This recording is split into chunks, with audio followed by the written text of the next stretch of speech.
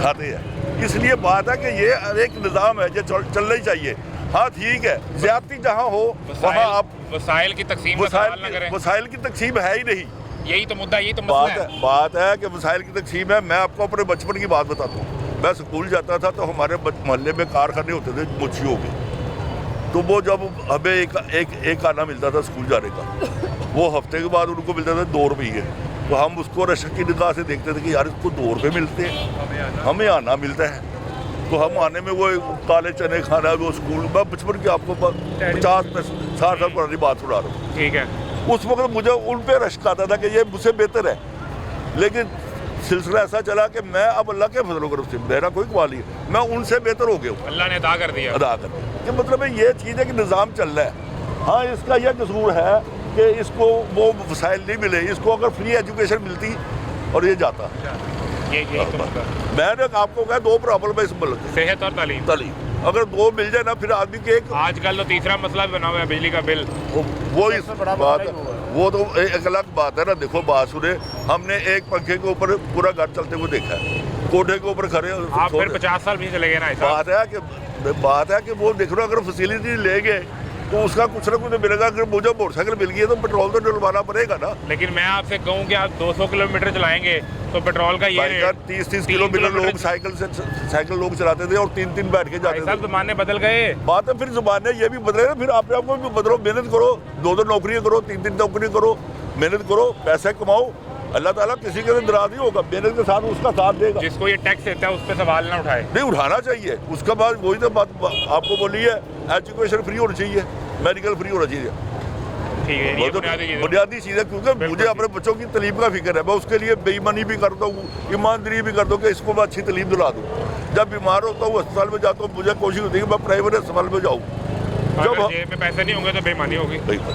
بات ہے 2 چیزیں بیسیکلی جو آدمی کی ضرورت ہے. آدمی 10 روپے میں بھی کھانا کھا لیتا ہے. ایک آدمی 1000 روپے بھی نہیں کھا رہا, کہتا نہیں پوری میں کسی اور. ایک 55 روپے کی انٹر کانٹیننٹل جاؤ کی ہے, بوتل وہی ہے.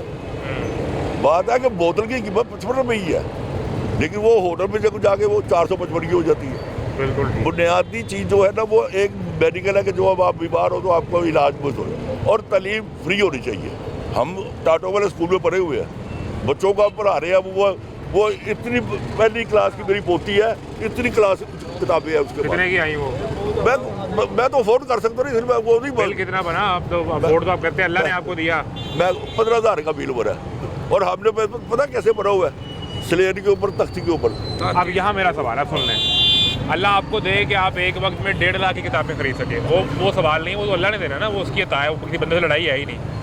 اب جو 15,000 والے کتابوں والے اسکول میں جو بچہ پڑھ رہا ہے, جو اس کی گروتھ ہونی ہے, جس طرح اس نے پڑھنا ہے, وہ اگر سرکاری میں یہ چلا جائے تو یہ پڑھے گا ویسے. انشاءاللہ میں پڑھا ہوا ہوں, میں ٹاٹو کے اوپر بیٹھ کے پڑھا ہوا ہوں. تختی لکھی ہوئی ہے, سلیٹ لکھی ہوئی ہے, 1 دونی 2 دونی 4 ہکانا پارے یاد کیتے نے. انہاں نوں منڈے نوں کہتے ہو نا 400 جو 100 کرنا, کیلکولیٹر 100 کرتے رہے. 400 جو 100 کرنا نہیں آتا کہ تجھے 300 آتا ہے. با خدا میں نہیں کہتا, میں تو نہیں کہتا, بالکل رائٹ ہوتے ہو, لیکن 80 بھی تو کریے کچھ.